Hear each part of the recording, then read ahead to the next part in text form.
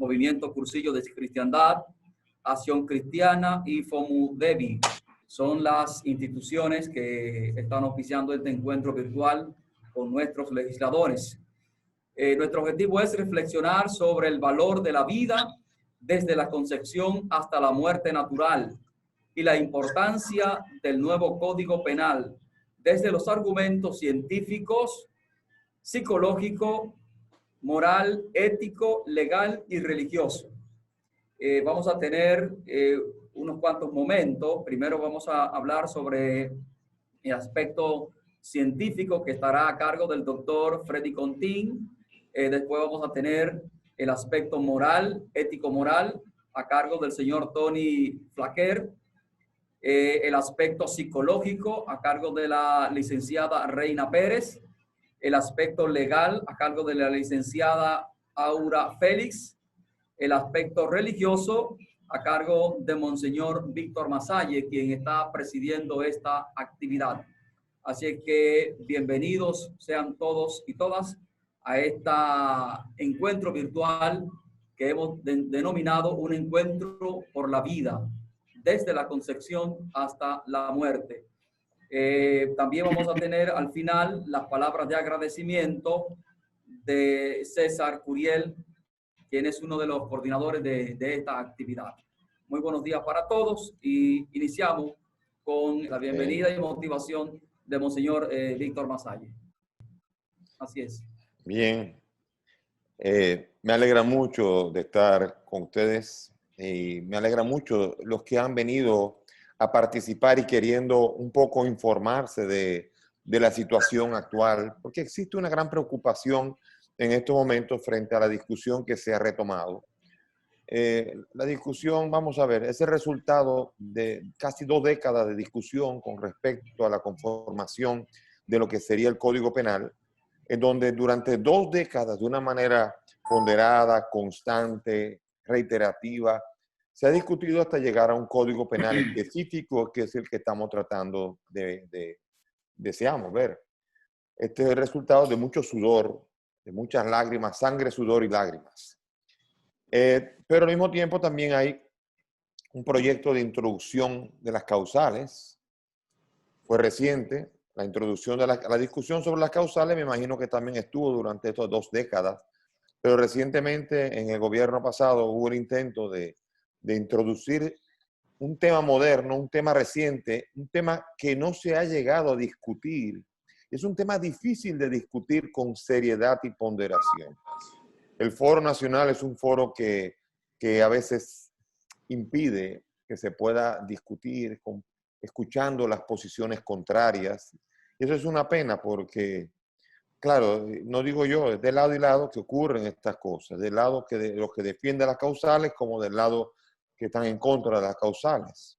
Pero realmente es un tema que está crudo, que no ha sido cocinado en la discusión social, en las vistas públicas y en todo esto.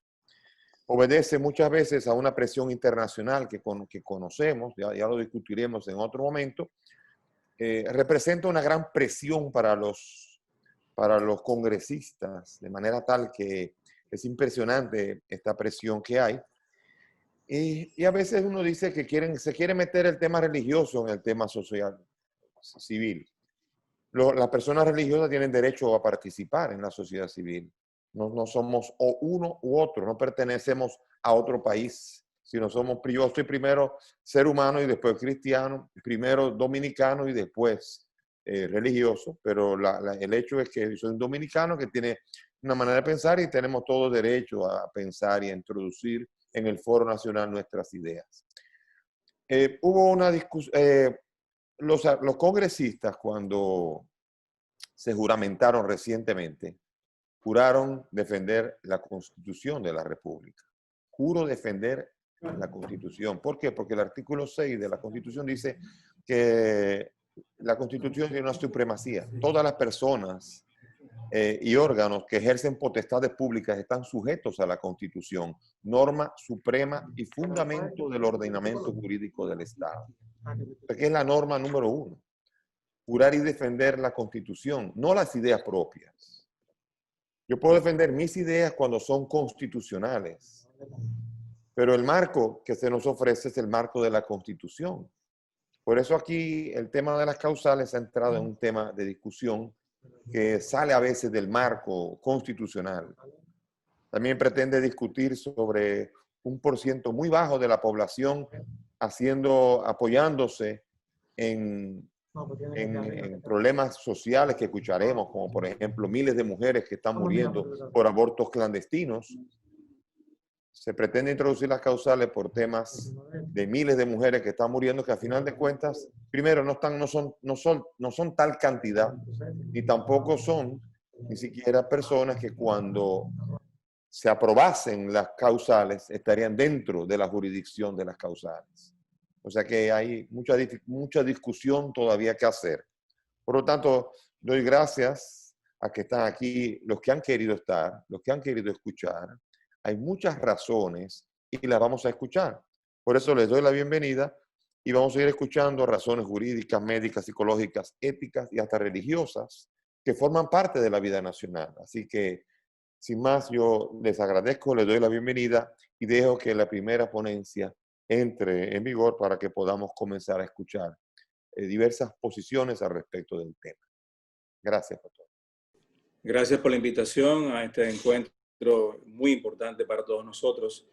En la parte médica pienso que es una parte fundamental en la discusión que estamos teniendo sobre las causales del aborto, sobre todo porque no son motivo, digamos, de ningún tipo de discusión, porque ya todo el mundo sabe que cuando un embrión empieza su desarrollo desde el primer día, cuando un espermatozoide fecunda un óvulo en una mujer, desde ese mismo momento empieza lo que es la vida humana, una vida humana que tiene en ese mismo instante de cuando se produce, inicia un proceso de desarrollo que es autónomo y que es progresivo a través del tiempo. Lo que se gesta en el vientre de una madre desde el primer día no cambia en ningún momento hasta el final del embarazo. Es un ser humano que inicia su desarrollo, que tiene un genotipo propio, o sea, tiene su propio genoma donde está toda la información del ADN ahí dentro. Incluso se ha determinado ya científicamente, gracias al gran desarrollo que ha tenido la medicina en la biología molecular, en la genética y en la embriología, de que en ese momento de la fecundación, en ese mismo instante, ya está determinado el sexo de esa persona, el color de los ojos, el color de la piel, del cabello, incluso se ha determinado que muchas enfermedades que va a padecer esa persona están ya presentes incluso en este ADN que ya es el que identifica para toda su vida a este nuevo ser humano. Este proceso que se va dando de una manera integrada, coordinada y es autónoma. No tiene nada que ver con la madre frente al falso argumento que dicen que es parte del cuerpo de ella. Todo lo contrario, este pequeño y diminuto embrión de apenas 1.7 milímetros es capaz de decidir su propio destino. Él a los 7 días emite un mensaje químico a la madre para producir una interrupción de la menstruación en la mujer, en la madre, en ese mismo momento. Ese desarrollo autónomo donde ya se encendió la vida desde ese primer día, empieza un proceso de autoconstrucción de sus propias células, de sus propios tejidos y de sus propios órganos, a tal punto que apenas a los 18 días ya de concebido el corazón está presente ya.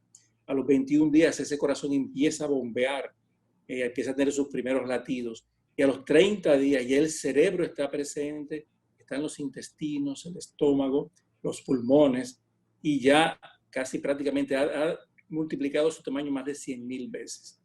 Todo este proceso va a continuar en un proceso de desarrollo ininterrumpido, en el cual se van gestando cada uno de los órganos y ya a las 12 semanas, que son los 3 meses, lo que lamentablemente se pretende eliminar directamente a este ser humano. Ya están prácticamente todo lo que se encuentra en un ser humano normal, a las 12 semanas están presentes, ya todo el niño es capaz incluso de mover sus piernas, mover sus manos, incluso chuparse el pulgar.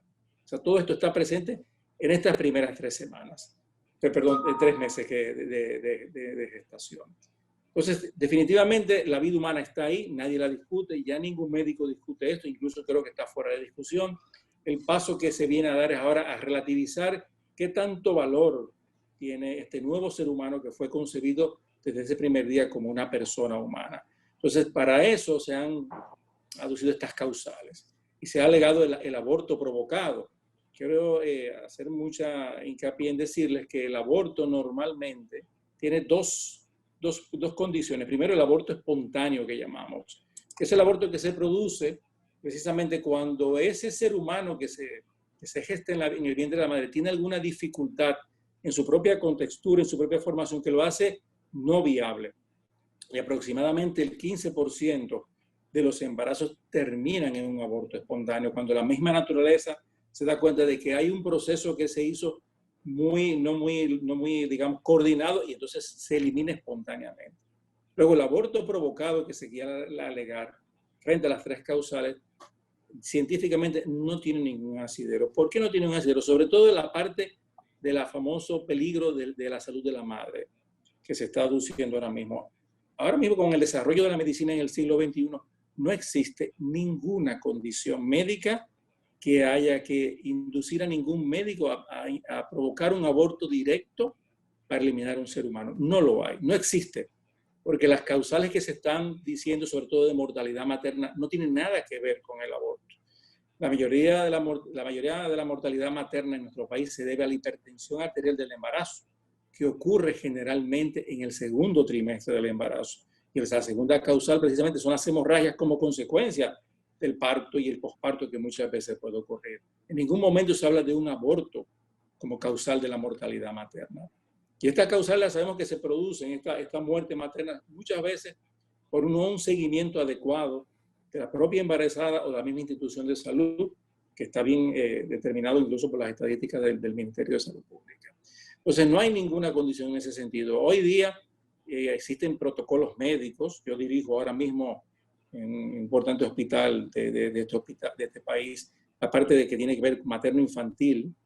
Nosotros vemos miles de embarazadas aquí cada año, y tenemos protocolos para la hipertensión, que es para la preeclampsia, que la gente conoce. Tenemos protocolos incluso para embarazo y lupus. Tenemos protocolos para cáncer cervicuterino y embarazo, incluso para el cáncer mismo. Siempre se dice que se puede prolongar el embarazo un poco más hasta el segundo trimestre, donde podemos lograr una mejor condición tanto para la madre como para el bebé y poder tener dos vidas bien salvadas. Le doy como testimonio en ese caso de que ahora mismo tenemos en el hospital un bebé de apenas 24 semanas. Esto años atrás era prácticamente imposible pensar que pudiéramos. Tiene 13 días ya en la unidad de cuidado intensivo neonatal, un bebé de apenas 24 semanas. Tenemos otro de 30 semanas, pero hace 10 días le dimos de alta felizmente a un bebé con apenas 27 semanas de gestación. Les recuerdo, para el que no lo sepa, que el embarazo dura 40 semanas. Son bebés de apenas 5 meses, entre 5 y 6 meses de gestación solamente. Y son madres que tenían algún tipo de patología de hipertensión arterial.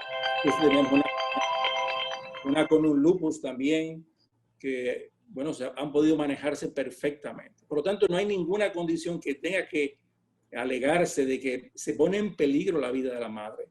El Código Penal ha estado aprobado por muchísimos años en nuestro país, y siempre en todos los hospitales existen estos mismos protocolos que están avalados por el Ministerio de Salud Pública y que todos los médicos lo conocemos y todos los médicos los estamos implementando, precisamente salvando siempre las dos vidas. Nunca en ningún hospital público, en ninguna institución como la que yo dirijo ahora en la parte materno-infantil, han tenido que ir a provocar un aborto directo a ninguna embarazada. Todo lo contrario. Se hace siempre todo lo posible por salvar las dos vidas y se logra. Incluso, como les reitero, en el cáncer cervicuterino, que es una de las causales que se pueden estar aduciendo. Esa es la parte del famoso peligro de salud de la madre, que no tiene ningún fundamento. El otro caso que se habla es la parte de la violación.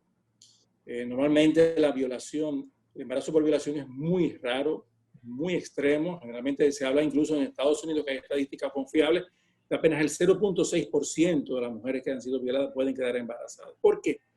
Porque precisamente se ha determinado que el ciclo menstrual de la mujer es muy variable, incluso por la parte emocional, la parte del estrés que se somete. Y el estrés que se somete a una mujer que ha sido violada puede adelantar o retrasar la menstruación y puede provocar lo que se llama una esterilidad transitoria en la mujer. Y por eso no se produce este nivel de embarazos en mujeres violadas. También se ha determinado que más del 50% de los violadores son disfuncionales sexuales, o ya tienen una disfunción sexual que les impide muchas veces completar la violación. Y por eso esta estadística tan baja que tenemos en la parte de las violaciones. la última causal, la parte que es incompatible con la vida del propio bebé. O sea que a mí me da mucha pena que colegas y gente que se supone que han estudiado medicina puedan argumentar algo de incompatibilidad. La incompatibilidad con la vida se resuelve cuando en la misma naturaleza, como les decía al principio, con ese aborto espontáneo que se produce durante las primeras semanas de gestación, el mismo organismo que reconoce que hay algo que no está bien, lo elimina espontáneamente. La incompatibilidad de la vida no existe hoy en día, prácticamente para un bebé recién nacido.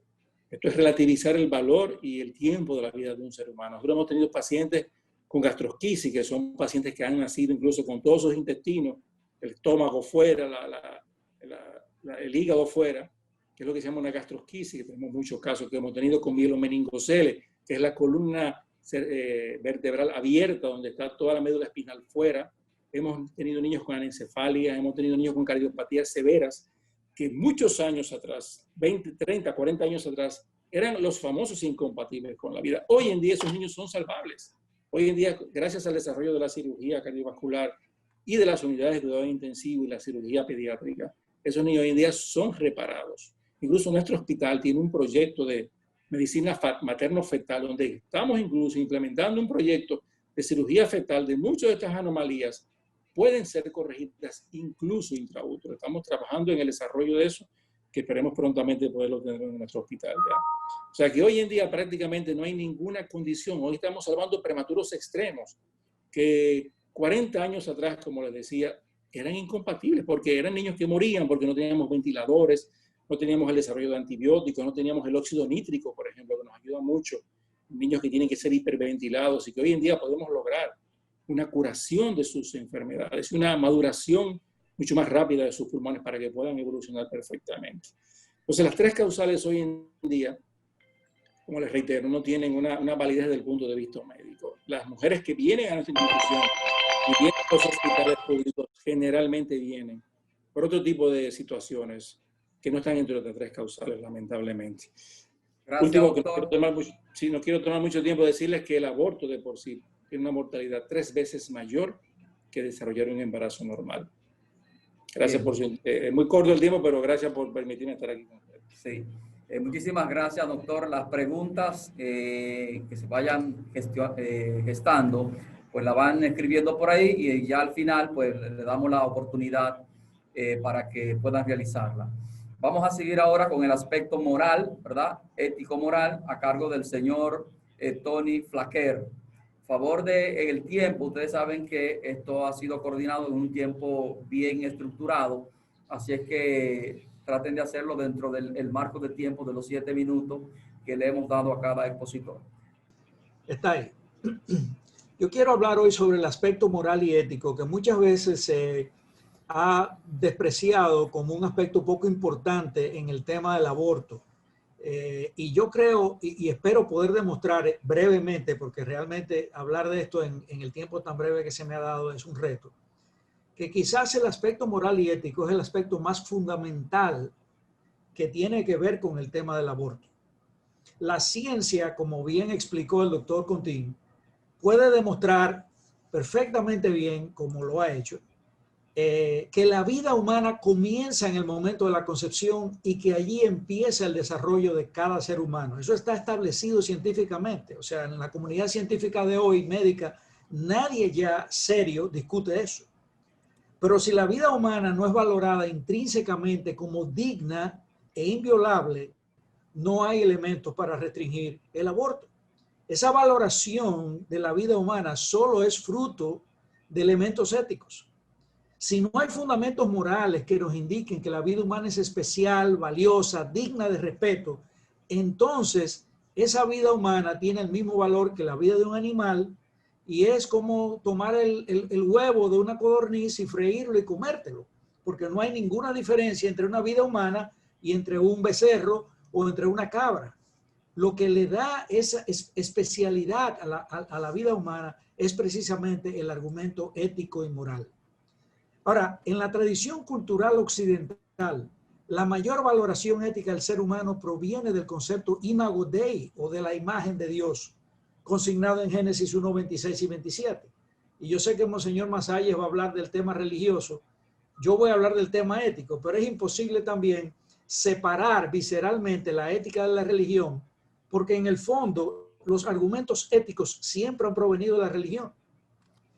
Y en Génesis 1, 26 y 27, Dios dice, hagamos al hombre según nuestra imagen y según nuestra semejanza. O sea, Dios selecciona, aparta al hombre como un ser especial en la creación. Y en Génesis 9, 6, el racional de Dios para ordenar la pena de muerte es, Génesis 9, 6 dice, si el hombre derramare sangre de otro hombre, por el hombre su sangre será derramada, porque a imagen de Dios es hecho el hombre. El racional de Dios para él autorizar un juicio sobre ese transgresor de la ley era fundamentalmente que esa persona, él había puesto su imagen en esa persona y que la violación de esa imagen era realmente un crimen capital. Ahora bien, en la historia de los derechos humanos, los valores cristianos fueron absorbidos en la constitución de las declaraciones más relevantes de Occidente sobre los derechos humanos. Porque no puede haber derechos sin que intervenga el elemento de juicio y valoración de si ese derecho es legítimo o no, si es bueno o no. Y nosotros tenemos que entender que en todas las declaraciones de derechos humanos de Occidente se invocó al Dios de la Biblia o al ser supremo de los deístas o a conceptos relacionados a un creador, hasta la de 1948, donde no se menciona a Dios, pero parte del mismo presupuesto. Precisamente el filósofo católico Jacques Maritain decía, nos hemos puesto de acuerdo en todo, pero por favor no me pregunten por qué. Porque esa es quizás la declaración de 1948, donde no se usó el elemento religioso para entrarlo en la declaración, pero todas las declaraciones de derechos humanos tienen fundamentalmente un fundamento ético en ellas. Por ejemplo, la Carta Magna, que se dice que es la declaración de derechos humanos más vieja que hay en Occidente, comienza diciendo, hemos garantizado a Dios. O sea, hay una especie de pacto con Dios, social con Dios, de que de alguna forma o de otra los principios de Dios iban a ser incorporados en este reclamo de derechos humanos que se hace en 1215.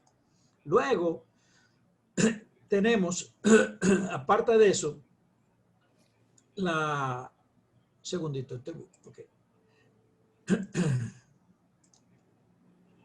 el humanismo de la civilización occidental, en un tono menos religioso que lo que dijimos ahí, incorporó también esos mismos valores éticos y cristianos. Por ejemplo, en la Declaración de Virginia de 1776, que es el preámbulo a la Constitución de los Estados Unidos de América, dice que todos los hombres son por naturaleza, es decir, inherentemente, por naturaleza, iguales, libres, independientes y tienen ciertos derechos inherentes. Y entre ellos menciona el goce de la vida. O sea, hay un argumento ético, moral, para nosotros poder decir que la vida hay que respetarla. Lo mismo pasó con los derechos del hombre de Francia. En la Francia de la Ilustración, en esa Francia muchas veces antirreligiosa, se declara que en la presencia y bajo los auspicios del ser supremo, claro, ellos no eran religiosos, eran deístas o eran masones, pero invocan la autoridad de un ser supremo para darle el sesgo de ético que necesitaba esta declaración que iban a hacer.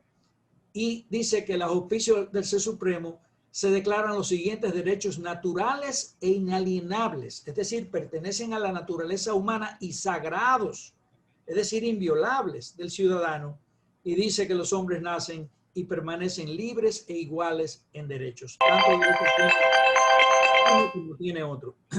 La Declaración de las Naciones Unidas también afirma eso mismo, algo similar. Ahora bien, también aparece en la Convención de Derechos Humanos, Americana de Derechos Humanos, que reconoce que los derechos esenciales del hombre, un segundito, estoy teniendo un problemita aquí con el video. Ok, a ver si puedo. Bueno, voy a continuar porque ya estamos sobre el tiempo, Flaquer.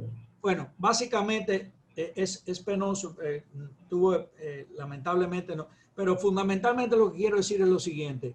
Vista esa situación, a la muralla ética que Occidente ha construido, los promotores del aborto han tenido que necesariamente fabricar derechos falsos. O sea, estamos en una ingeniería inversa de derechos falsos que empiezan con eslogans que tienen que justificar éticamente lo que se está haciendo. Por ejemplo, el eslogan de la salud sexual y reproductiva de la mujer busca validar éticamente lo que están tratando de hacer, que es eliminar una criatura humana. Y lamentablemente no podemos expandir un poco más. Es una pena. Yo lamento tener que, no quiero tomar más el tiempo de otras personas, pero lo que quiero decir en definitiva es que es imposible que se sustente el tema del aborto si no hay un elemento ético que lo avale. Y por eso es la fábrica de derechos humanos que las Naciones Unidas y otras instituciones han lanzado para poder justificar esta situación. Muchas gracias. Bien, gracias a usted, a don Tony Laquer, ¿verdad? Sabemos que es un reto, que es un poco a veces condensar muchas informaciones con un tema tan importante como este y dar todos los elementos que se requiere para construir una idea de vida. Vamos a seguir con el aspecto psicológico a cargo de la licenciada Reina Pérez. Gracias. Gracias por escucharnos. El embarazo no solo se gesta en el cuerpo de la mujer, sino que también se gesta en su mente. Desde que una mujer se sospecha embarazada, se asume como madre y comienza un proceso natural que avanza hasta traer esa vida al mundo. Es por esta razón que tenemos que tomar en consideración lo que significa emocionalmente para una mujer estar embarazada e igualmente lo que significa dejar de estarlo. Ciertamente los seres humanos estamos habilitados para vivir las diferentes situaciones que se nos presentan, las diferentes crisis que tenemos que vivir a diario en nuestra vida, la resiliencia con la que hemos desarrollado a lo largo de la misma nos va a permitir enfrentarlas de una manera o de otra, de acuerdo a nuestra personalidad. Cuando nosotros vivimos situaciones antinaturales, emocionalmente recibimos un choque más fuerte que nos remueve. Un ejemplo es cuando, por ejemplo, unos padres tienen que enterrar a su hijo. Naturalmente, uno nunca espera tener que, como padre, como madre, ir a enterrar a un hijo. Uno espera que sea al revés. Uno espera que el hijo entierre al padre. Y ciertamente el dolor es grande, es igual en los dos casos, pero la lógica de la naturaleza ayuda a aceptar el poder vivir con esta pérdida natural con más facilidad que cuando se da al revés. Hay dos síntomas psicológicos que pueden darse en la mayoría de los abortos, que se dan en la mayoría de los abortos. Voy a compartir pantalla más para compartir con ustedes los enlaces de estudios que se han realizado en relación a los síntomas que voy a mencionar y también enlaces de bibliografía.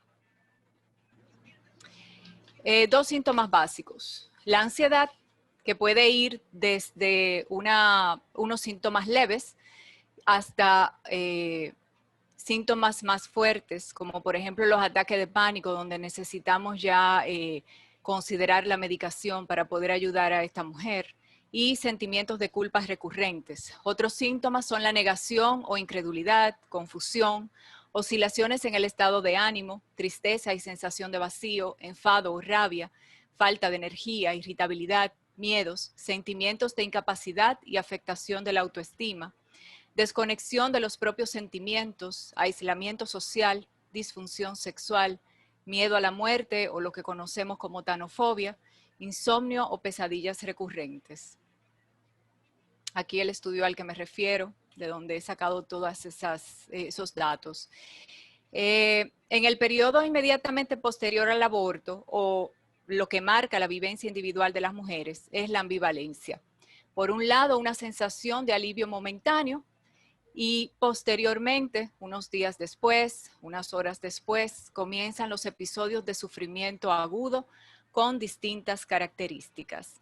Salvo excepciones, la mayoría de las mujeres entrevistadas reportan que la experiencia del aborto no es un tema olvidado y cerrado, sino que se mantiene presente y se convierte en algo, cito, con lo que se tiene que vivir siempre. Algunos autores califican la presencia constante del aborto que ha tenido como intromisiones de pensamiento, alocuciones, fantasías y sueños con el hijo ausente. ¿Cómo habría sido su embarazo? ¿Cómo habría sido su infancia? ¿Cómo se vería ahora? Los sentimientos negativos persistentes se reportan como la vivencia de una pérdida, teniendo la estructura de un duelo. Negación, negociación, reconciliación, entre otras partes que faltan. Estrategias de desviación de atención, situaciones de dolor y sufrimiento, reparación simbólica, proyección de la culpa en el entorno social. Aquí cito el estudio al que hago referencia. Para prácticamente todas las mujeres estudiadas, el aborto realizado constituye un secreto íntimo, un dolor profundo que les cuesta poder compartir abiertamente. El aborto no repara una violación, más bien acrecienta el dolor y suma otro trauma a esa mujer que busca y merece justicia. Cuando el bebé sea inviable o incompatible con la vida, como se quiere exponer dentro de una de las causales, y que ya el doctor hizo referencia hace un momentito de que esto ya no entra dentro de la modernidad y los avances científicos con lo que contamos, se debe vivir el proceso natural. Mientras esté vivo en el vientre materno, ese hijo, ese bebé, debemos permitir que muera cuando nazca si es lo que le tocaba pasar, porque hay una necesidad de esa mujer que se sabe embarazada, que se sabe madre, de vivir el proceso natural de vida y muerte y de dar con dignidad una despedida a ese hijo como merece, para poder entonces comenzar a trabajar todas las consecuencias psicológicas de esa situación. Para concluir, quiero decirles que cuando veo la insistencia en algunas personas de aprobar las 3 causales del aborto, siento que no están considerando la condición emocional en la que se encuentra una mujer en ese momento en que se plantea la posibilidad de terminar con la vida de su hijo.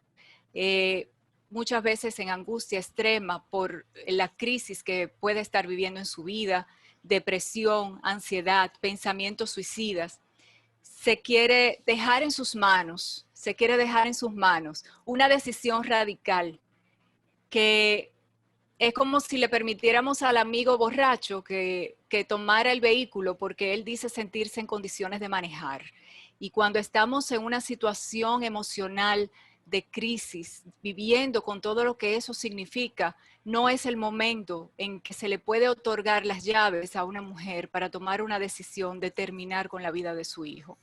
Nosotros esperamos que se legisle para que la mujer reciba las atenciones psicológicas necesarias y que nunca vea como solución a sus problemas terminar con la vida del hijo que gesta. Muchas gracias. Gracias a Regina, ¿verdad? Ya luego a todos los expositores le haremos llegar nuestro aplauso virtual, ¿verdad? Y muchísimas gracias por tan brillante exposición. Vamos a continuar con el aspecto legal a cargo de la licenciada Laura Félix, ¿verdad? Perfecto. Vamos a ver, me dicen si lo ven. ¿Aquí todos lo ven? Ahora sí. Perfecto. Bueno, ante todos, buenos días. Para mí es un placer estar compartiendo con todos ustedes este tema que yo entiendo que es de suma importancia para nuestra nación por todas sus repercusiones éticas y jurídicas.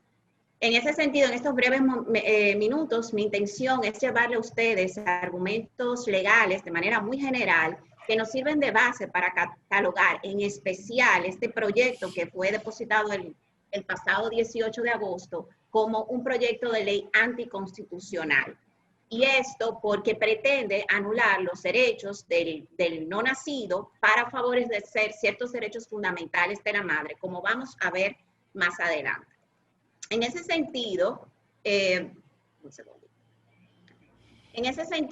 creo que es oportuno que comenzamos a revisar rápidamente esos derechos que son objeto de debate en esta ley. Comencemos obviamente por el derecho a la vida. El derecho a la vida mantiene, como ustedes bien saben, un lugar privilegiado en la estructura misma de la teoría liberal de los derechos humanos. Y en ese sentido, nuestra Constitución Dominicana lo sitúa como el primero de los derechos que aparecen en el capítulo dedicado a los derechos fundamentales de nuestra Constitución. Y consagra la vida en los siguientes términos. El derecho a la vida es inviolable desde la concepción hasta la muerte. No podrá establecerse, pronunciarse ni aplicarse en ningún caso la pena de muerte. Por la primera oración de este artículo ya llegamos al primer conflicto que presenta este proyecto de ley, en caso de que fuese aprobado, ya que el legislador excedería su competencia, vulnerando el citado artículo en cuanto a que protege la vida desde antes del nacimiento, su concepción. Entonces, ¿qué pasa? Los abogados constitucionalistas que defienden las tres causales no tienen duda de que la fórmula contenida en este artículo está decididamente a favor de la protección de la vida y que obviamente cualquier ley o política de salud o regulación que trate o pretenda autorizar un aborto libre en República Dominicana no pasaría los controles de constitucionalidad. Ahora, el argumento que ellos presentan es que independientemente del valor de la vida del no nacido, existe un conflicto con los derechos fundamentales de las madres. Específicamente hablan del derecho de la dignidad de la madre, el derecho a su integridad,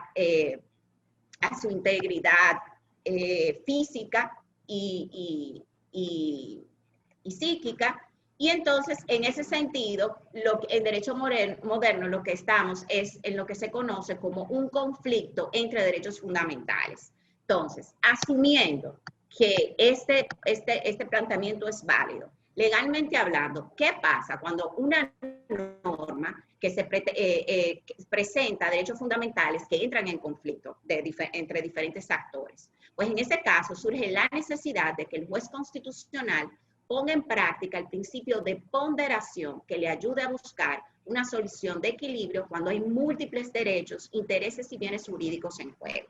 Entonces, haciendo rápidamente un ejercicio a priori, ¿cómo podría este juez determinar cuál interés va primero? ¿El derecho a la vida del no nacido o el derecho a la dignidad, salud, integridad física de la madre?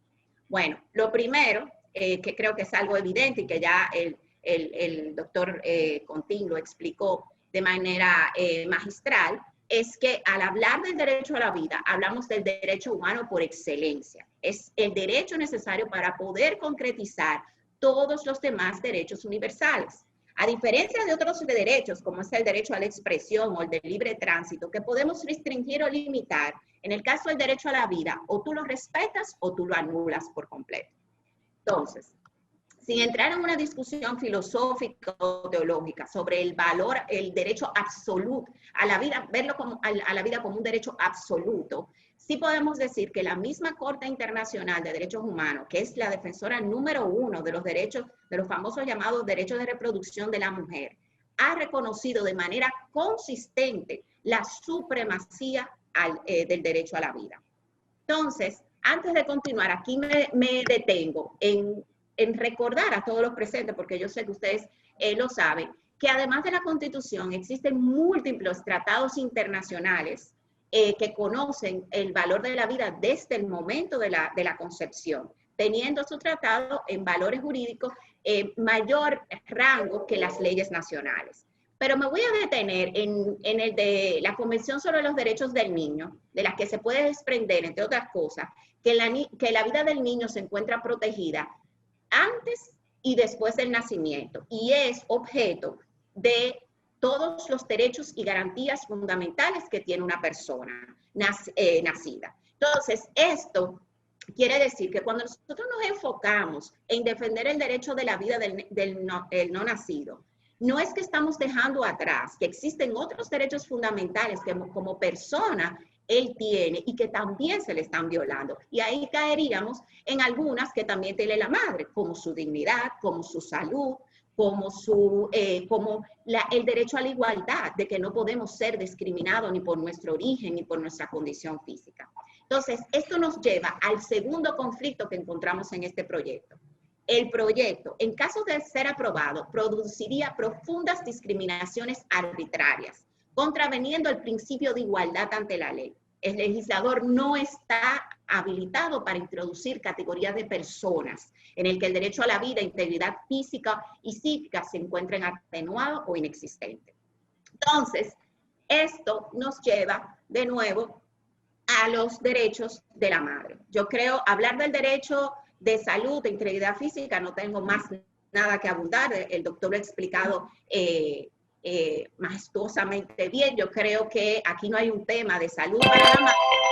Sin embargo, sí quiero apuntar algo que no apunta el proyecto de ley. Y es algo que también mencionaba el doctor. No existe tal cosa como derecho, como aborto seguro. Entonces, este proyecto de ley podemos considerar que atenta con el derecho fundamental de salud de la mujer, porque sabemos que es un hecho científicamente comprobado que sea clandestino o no, mayores o menores riesgos, depende del tiempo de gestación, tiene sus consecuencias para la mujer. En cuanto a la dignidad psicológica, la dignidad y la integridad psicológica y psíquica de la mujer, yo creo que después de haber, que está mucho más ligado a las dos últimas causales, yo creo que después de la explicación de Regina no hay nada que abundar. Podemos simplemente concluir que el aborto no solamente no soluciona los temas que tengan las madres, sino que en muchas ocasiones lo que hace es que lo empeora por las secuelas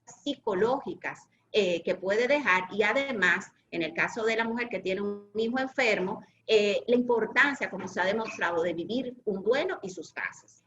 Ya por último, llegamos a mi último razonamiento en cuanto mi último argumento en cuanto, de manera general, ¿verdad? En cuanto a este proyecto de ley que tiene que ver con el principio de razonabilidad y proporcionalidad que tiene el proyecto de ley. En principio, este principio lo que dice, solamente para los que no son abogados, se trata de que la constitucionalidad de los actos o disposiciones generales del Estado se controlen mediante un análisis que se realice entre la medida y los fines que se pretenden. O sea, debe realizarse un estudio acerca del costo y beneficio de esta medida.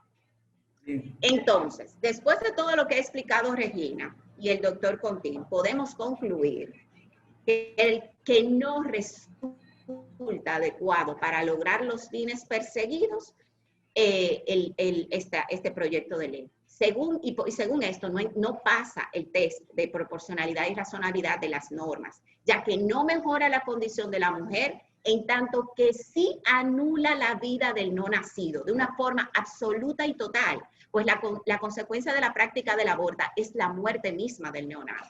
Entonces, la conclusión para mí es, y es un principio jurídico, es que el ejercicio de un derecho que implique la destrucción de otro derecho aparentemente en oposición es simplemente un abuso de derecho.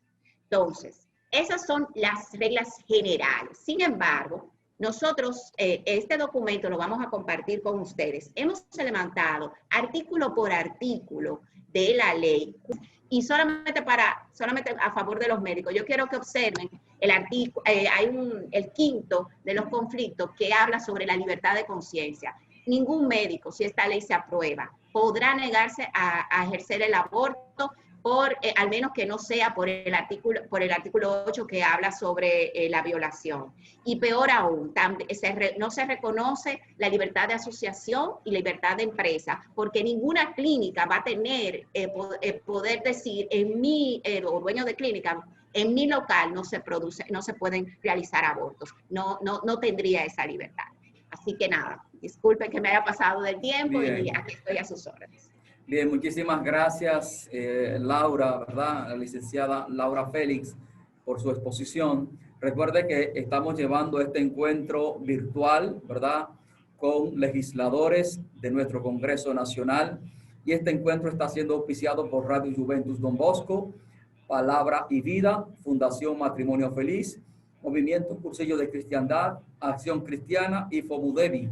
Son las entidades cristianas que están promoviendo este encuentro. Ahora le pasamos la palabra a Monseñor Víctor Masalle, que nos va a tocar la parte del aspecto religioso sobre esta temática. Adelante, Monseñor. Bien, voy a tomar 7 minutos para esto. Hemos visto cómo hay un carácter irrepetible en cada persona por su ADN que le da un carácter único. Yo soy único en la tierra. No ha habido nadie ni habrá nadie como yo.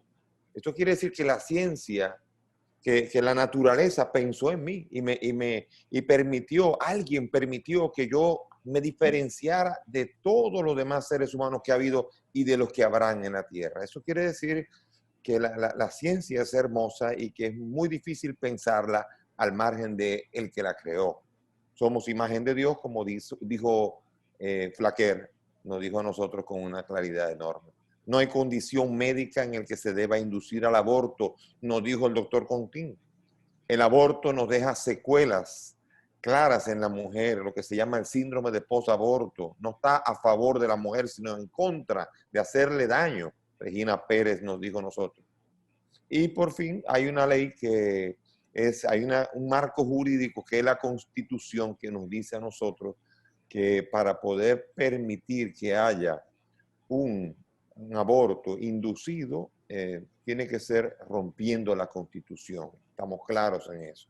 Además de que la ley tiene una característica, por lo que ha dicho el doctor Contín, y es que la ley solamente está legislando para menos de un 0.1% de la población que pudiese tener un aborto. Por ejemplo, dijo que en cuanto a que hubiese un caso en el que hubiese que decidir en la mujer o el niño, es no existe, dice, prácticamente no existe. Después, con respecto a las violaciones, el mismo doctor Contín hablaba de lo remoto que es la posibilidad que un estupro pueda haber realmente un embarazo. Y también estamos hablando de que están manejados los casos en los que hay dificultades como el aborto el embarazo anencefálico y todos estos tipos de embarazos. Esto quiere decir que las causales están dirigidas a menos de un 0,1% de la población que podría estar abortando. Pero sabemos muy bien que esto es una hipocresía. Y aquí, a nivel religioso, tenemos que ser sinceros. Sabemos muy bien para qué estamos legislando. Estamos legislando para la laxitud, para que cuando a los hombres les gusta la idea, y créanme que la ley del aborto y de las causales es más machista de lo que se imagina. Cuando haya que salir del muchacho, el hombre que se desentiende, en lugar de obligar al hombre que se preocupe por el niño y la criatura, estamos haciendo que la mujer también resuelva de otra manera, aunque sea dejándola pedazos a nivel psicológico y a nivel a veces incluso físico. Es una hipocresía. Queremos una sociedad en la que nos permitamos que si metemos la pata, haya una vía fácil, aunque sea a costa de eliminar una vida. Los famosos abortos clandestinos. Miles de mujeres están muriendo por culpa de que tienen que someterse a abortos no seguros. Sabemos muy bien que todas esas mujeres que no son tal miles como dicen, las mujeres que se quieren someter a un aborto, normalmente no es porque hay que discutir si la vida de la madre o la vida del hijo. No hay que discutir que si fue una violación o no hay que discutir si es viable con la vida. Dejémonos de cosas. Estamos legislando las causales para que se permita que cuando una persona quiera abortar, pueda ir al médico y pueda encontrar la excusa para decir, quiero abortar, y se está promoviendo realmente el aborto libre, aunque sea a base de excusas. Primera frase importante, el aborto, las causales no son la solución, son la excusa para una sociedad machista que va a reforzar el machismo y que va a reforzar que las mujeres se empoderen, entre comillas, para que también puedan resolverle a los hombres irresponsables su responsabilidad sin que tengan secuelas de responsabilidad y de obligaciones. Y eso es una sociedad hipócrita. y tenemos que pedir mucho a esto. Entonces, otra cosa que quisiera decir es la difícil que es. ¿Por qué a veces ha sido difícil y hay tantos chistes y tanta animadversión con los políticos?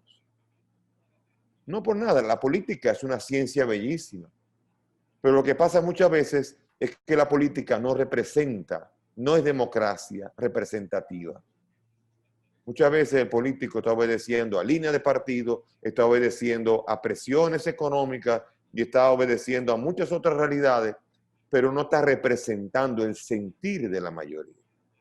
Por eso el político se hace desconfiable, porque toma decisiones en función de sus propias ideas, aunque sea a veces en contra de la Constitución, o a veces el político toma decisiones en función de lo que le bajan líneas.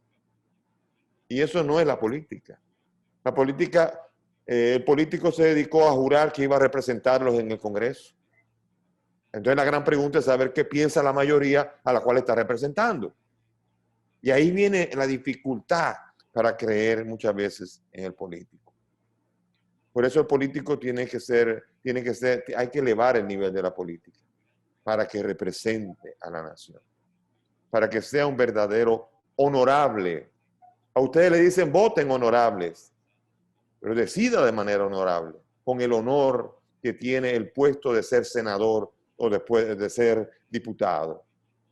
No tenemos que seguir en una sociedad hipócrita y excusándonos en una ley para permitir abortos libres. Aborto seguro. No existe el aborto seguro. Miren, en todos los abortos al menos una persona muere. Si a eso le llaman seguro, lo siento. Pero al menos siempre en el aborto una persona, y a veces las dos, por desgracia, mueren. Por lo tanto, les invito a que dejen de lado la presión y las líneas de partido y pónganse a mirar a Dios. Miren en el próximo vez que vayan al Congreso, que ahí está la imagen de Moisés, y vean el cuarto mandamiento, no matarás. Ese es el mandamiento al que estamos fallando. Así que les invito a descubrir un nuevo modo de hacer política digna y representativa. Gracias. Muchísimas gracias, Monseñor don Víctor Masalle, ¿verdad?, por brillante exposición y un aspecto importantísimo que Monseñor tocaba. O sea, aquí nunca se ve un hombre involucrado en el aborto que le afecte directamente a él. O sea, raras veces, todo lo contrario, es para quitarse algo de encima, podrían decirse por ahí. Entonces, bien, si no hay preguntas, entonces vamos a pasar a ya la parte final con César Curiel. César. Bueno, quiero agradecer primeramente a Dios que nos ha permitido estar reunidos en este día, en este encuentro con legisladores que son pro vida. Y dar las gracias a ellos, a quienes han estado presentes en este encuentro, y no solamente por estar presentes en este encuentro, sino porque han estado librando esta batalla ahí desde dentro. Y queremos decirles que nosotros, este grupo de instituciones que ha organizado este evento, está con ustedes y que les va a acompañar en cualquier situación, en cualquier escenario, va a estar con ustedes acompañándoles, ayudándoles en las cosas que necesiten, que cuenten con nosotros, que también nosotros contamos con ustedes en esa batalla que estamos librando. Agradecer a las diferentes instituciones que han estado en este día organizando este excelente escenario, excelentes exposiciones que hemos tenido, Acción Cristiana, Palabra y Vida, Radio Juventus, Movimiento Cursillo de Cristiandad, Matrimonio Feliz y FOMU Devis. Gracias a ustedes, a todos por estar presentes, también a varios miembros de comisiones y representantes pro vida que están presentes en este evento. Y también decirles que vamos a continuar, informarles que se está preparando un taller para ser dado, ya se habló con varios de los legisladores, un taller que siga orientando a los legisladores sobre este tema, sobre esta defensa de la vida, sobre esta defensa de nuestras costumbres, de nuestra familia. De manera que agradecemos sobremanera el trabajo, las exposiciones brillantes que han tenido los expositores, empezando por el doctor Freddy Contín, siguiendo con Tony Flaquer, con Regina, Gina Pérez, Laura Félix y con nuestro querido Monseñor Víctor Masalle. De manera que muchas gracias por estar en este día con nosotros y seguimos agarrados de Dios, orando para que podamos salir vencedores en esta lucha.